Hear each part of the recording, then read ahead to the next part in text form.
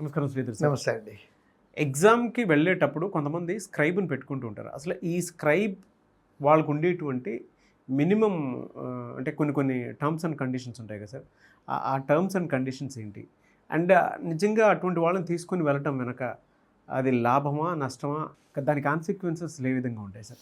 యాక్చువల్గా scribe eligibility ఎవరికి ఉంటుందంటేనండి, అంటే స్క్రైబ్గా ఎవరినన్నా తీసుకెళ్ళాలి అంటే బ్లైండ్ పీపుల్, ఫిజికల్లీ డిజేబుల్డ్, ఆ ఫిజికల్ డిజేబిలిటీ కూడా రైటింగ్ హ్యాండ్, అంటే లెగ్స్ కనుక డిజేబుల్ అయితే హ్యాండ్స్ బాగుంటే మళ్ళీ స్క్రైబ్కి ఎలిజిబిలిటీ రాదండి.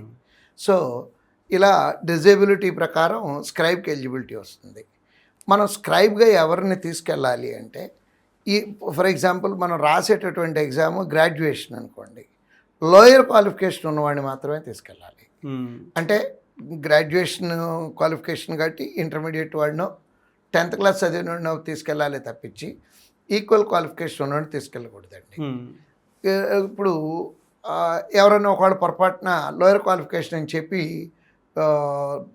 క్వాలిఫికేషన్ డిగ్రీ ఉన్నా కూడా స్క్రైబ్గా వెళ్ళారనుకుందాం, కాన్సిక్వెన్సెస్ ఏం జరుగుతున్నాయి అంటేనండి, షోకాజ్ నోటీసులు వస్తున్నాయండి ఇద్దరికి కూడా. ఎలా అంటే డేటాబేస్లు, సేమ్ డేటాబేస్ ఇద్దరికి వస్తాయండి షోకాజ్ నోటీసులు. ఎట్లా అంటే క్రైమ్ చేసినవాడు వీడు, చేయించినవాడు వాడు, నోయింగ్లీ ఆర్ అన్నోయింగ్లీ. ఇప్పుడు ఆధార్ కార్డు ఇస్తున్నారు అక్కడ, ఇది స్క్రైబ్గా వెళ్ళేటప్పుడు కంపల్సరీగా ఆధార్ కార్డు ఇచ్చి స్క్రైబ్గా వెళ్ళాలండి. స్క్రైబ్గా ఆధార్ కార్డు ఇచ్చినప్పుడు వీడు ఇదే ఆధార్ కార్డు పెట్టి ఇంతకుముందు ఒక ఎగ్జామ్ రాసి ఉంటాడు. సో డేటాబేస్ సేమ్ వచ్చి అక్కడ డిగ్రీ క్వాలిఫికేషన్ కదండి, ఇక్కడ డిగ్రీ కాదు ఇంటర్మీడియట్ అని చెప్పాడు కదా, డిస్క్లోజర్ ఆఫ్ ఫ్యాక్ట్స్ యాక్ట్ కింద 7 years ఇద్దరిని బార్ చేస్తారండి, 7 సంవత్సరాలండి. నిజంగా చెప్పాలంటే దాంట్లో ఉన్న రూల్స్ రెగ్యులేషన్స్ ప్రకారం అయితే క్రిమినల్ కేసు కూడా ఫైల్ చేయొచ్చండి.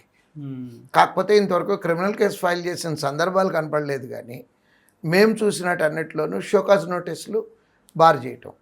అంటే పిల్లలు కొంతమంది ఏమో ఎదుటివాడికి సాయం చేద్దాం అనేటటువంటి ఉద్దేశంతో కొంతమంది, ఈ మధ్య వినగొడని కూడా వింటున్నామండి, డబ్బు కమర్షియల్ యాంగిల్ అయిపోయిందండి. అట్లాంటి పొరపాటును కూడా నేను, అంటే ఫర్దర్గా వాడు ఎగ్జామ్స్ రాస్తాడని ఉన్నా కానీ, ఆల్రెడీ రాసి ఉన్నాడు కానీ, ఉద్యోగం చేసేవాడు కానీ స్క్రైబ్గా వెళ్ళకూడదు అనేది మీ ద్వారా స్టూడెంట్స్ అందరికీ చెప్పాలనుకుంటున్నానండి. భారీ ఎత్తున నష్టాలు జరుగుతున్నాయండి. ఎంకరేజ్ చేయొద్దు అంటే. ఎస్. ఓకే. డ్యామేజ్ అయితే అంటే మీరు చెప్పిన దాని ప్రకారం అయితే హ్యూజ్ డ్యామేజ్, లైఫేనండి, ఇంకా వేరేది కూడా కాదు, లైఫే డ్యామేజ్ అయిపోతుంది. ఇంకా 7 years అంటే ఇప్పుడు 20 సంవత్సరాలు, 21 సంవత్సరాలు, 22 సంవత్సరాల టైంలో 7 ఏళ్ళు బార్ అంటే 28 ఏళ్ళు అయిపోయింది, లైఫ్ అయిపోయిందండి. బ్యాంక్ ఎగ్జామ్స్, క్లర్క్ ఎగ్జామ్ రాసుకోవడానికి అయిపోయింది, ఎలిజిబిలిటీ అయిపోయింది. అందుట్లో 7 సంవత్సరాలు బార్ చేసిన తర్వాత బుర్ర పాడైపోయి ఉంటుందండి. ఇంక దేనికి పనికిరా నిజం చెప్పాలంటే, ఉద్యోగం ఎగ్జామ్ రాసుకోవడం తెచ్చుకోవడం కష్టం అవుతుంది. చాలా మంచి ప్రికాషన్ చెప్పారు. Thank you sir, thank you so much. Thank you.